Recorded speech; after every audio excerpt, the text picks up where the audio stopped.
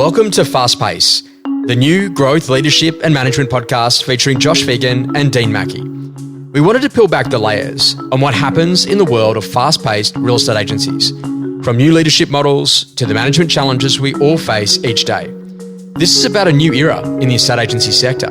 Rapid changes to business models, service lines, remuneration and growth present the greatest opportunities that we've ever seen. Sit back, get inspired, grow your skills and reimagine what's possible with Fast Pace.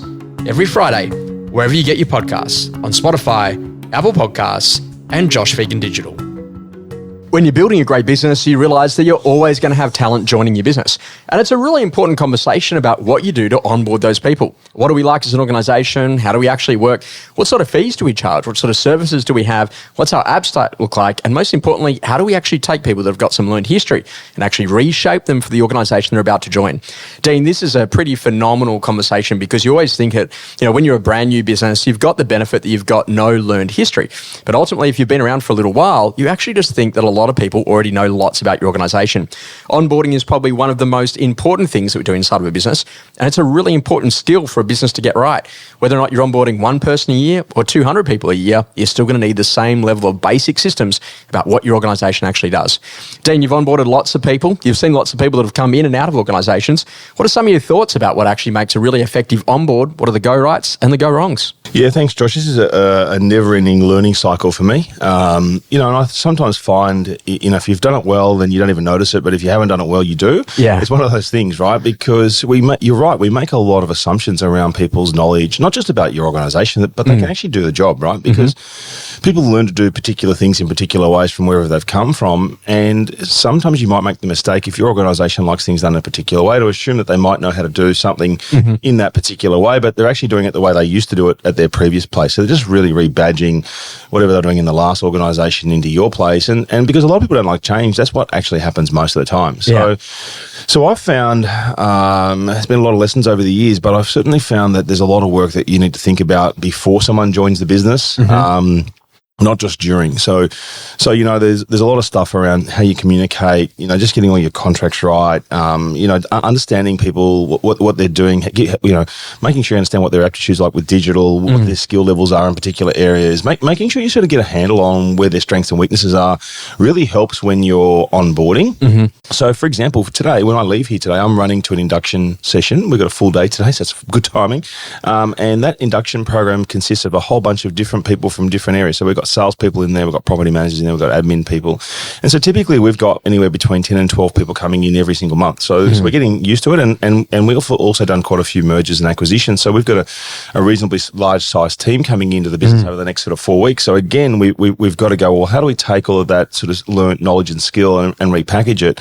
And it can't be, what I've learned is it can't be just about you running a good, solid induction day, That's part of it. That's really like an orientation. But what we've certainly found that it doesn't always get cut through. It like to get meaningful cut through, you've actually got to sit down and go, right, show me how you do X. Yeah. How does this work? And so we've now developed what we're calling it's a competency-based sort of induction program, and that can last, it lasts for actually 90 days. It's fairly intense in the first 30 days, 60 and 90, and then we have very specific people who work in very specific swim lanes around what they do to help someone come on board. And so that means that everyone's induction or everyone's onboarding is quite individualized. So there are some generic components that apply to everybody, but then it's on a case-by-case basis. And then we have specific people that go through and deliver content and also test for knowledge those inductees at different stages of their induction and their onboarding. And so that means that, and they actually have to score a pass mark, because if they don't hit a certain competency level on a pass mark in their level of understanding on how to use a tool or a system or how to present something, they have to go back through the process again. And this was interesting because I remember that we were working with an organisation that was growing really fast, and the greatest challenge was that they had one person that they were trying to get to do all of the onboarding, and that just became way too much that to actually happen with the number of people that were joining the business. And so what they did is they built out like a little survey, and they basically asked this particular person, have you used any of these particular apps? And they're the particular apps they've got inside of their business. And if someone has used that app, where they say they're really good at it, they need a little bit of work, or literally they need a lot of training on it.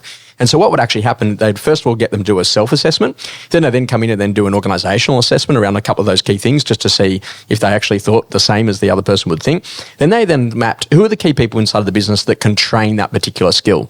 So whenever they're bringing someone in, they're taking the pressure off just one person having to train the whole thing. And it's kind of interesting. I've been watching on the corner here in Double Bay, we've got Neil Perry's new restaurant, Margaret, and it's watching about how the new young kids come into that organisation. And I saw Neil the other day walk up to this particular lady to say, hey, honey, just have a look at this little strap here. And it was actually on the waiter's uniform that she was wearing, and it was twisted. He said, hey, just make sure that's perfect, because everything here has to be perfect in the way that we work.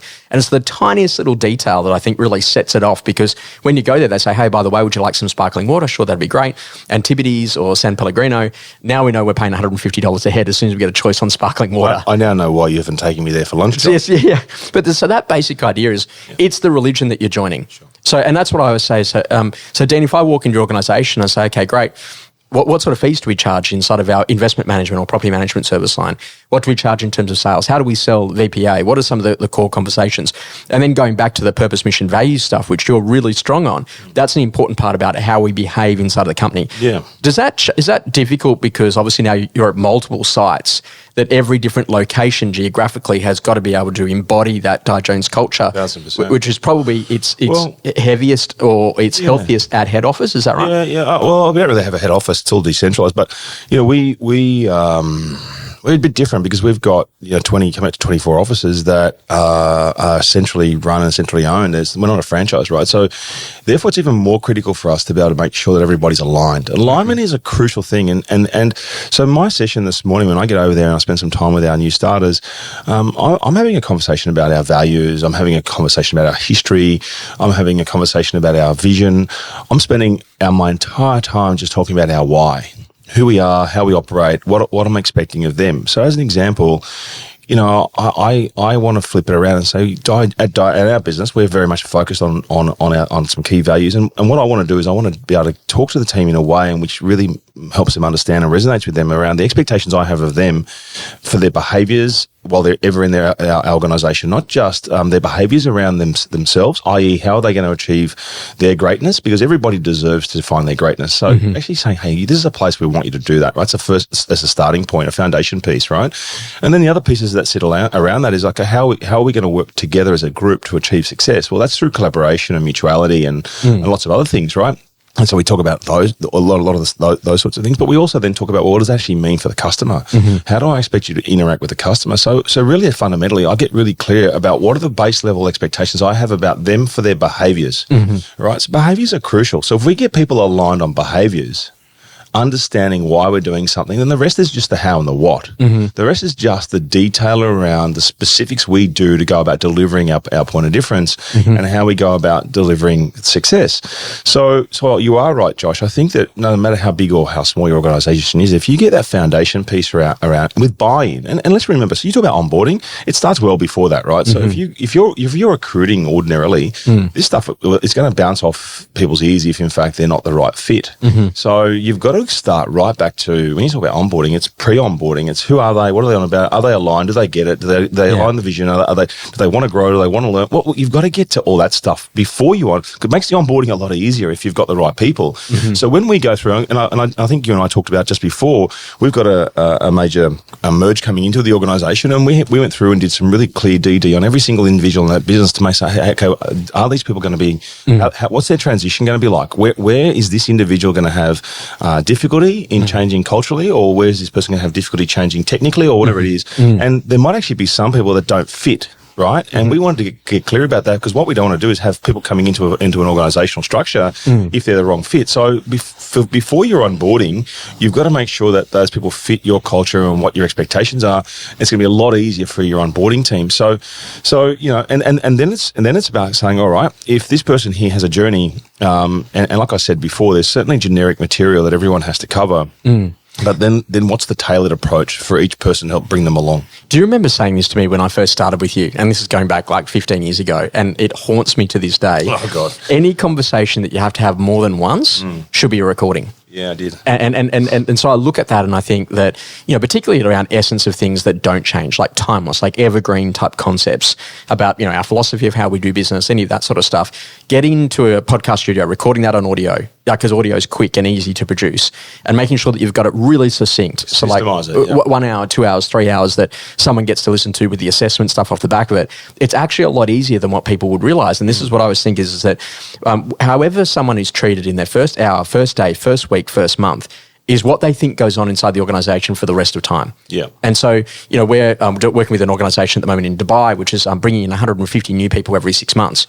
And when you look at the speed at which that causes you to have to operate, it's out of control about what you've got to do to get that right. So whether or not you're one person a year or you're 150, you still need the same basic conversations on how do we work, what are our service lines, what are our geographic locations, what does the business actually do, and really getting that right.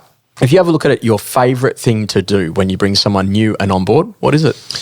I always like to get to know them, to be honest with you. Us get to know each other. I run a little exercise. We've gone and got some really cool juices. And when I get there this morning, there'll be juices on the table. And I've had some little cards or some little labels made that sit on the juices that talk about our values. And one of my favourite things in that environment with the team is actually to sit around and talk about those. And what I find is it uncovers, that session could go anywhere from 15 minutes to an hour and a half, depending upon what it uncovers of each individual. But in that moment, we actually learn a lot about each other. So I think the thing is how do you get to know enough about each other, to trust each other enough to say, okay, we're going to do this journey together. That's probably my favourite part, is that moment where you go, okay, we've created a heart moment here, and we've now established a point at which we know enough about each other to go, oh yeah, this feels pretty good, and let's move forward, right? Because without that, all you're doing is sort of just ticking the box. So it's how do you get some, what I look forward to in these sessions is how do I get some really meaningful breakthrough in a shortest possible time frame?